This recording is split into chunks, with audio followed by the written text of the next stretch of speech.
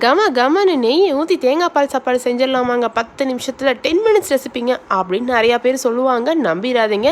தேங்காய் பால் சாப்பாடு செய்கிறதுக்கு ரொம்பவே பொறுமை அவசியம். ஏன்னா வெங்காயம் இதெல்லாம் நல்லா வணங்கினா தான் அதோட டேஸ்ட்டும் கலரும் சூப்பராக வரும் நம்மளுக்கு. அதனால கொஞ்சம் பொறுமை அவசியம்.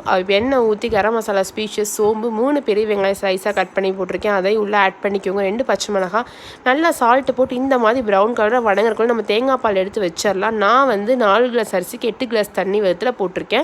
நீங்கள் வந்து 4 கிளாஸ் தேங்காய் பாலும் 4 கிளாஸ் தண்ணியும் ஊற்றிருக்கேன்.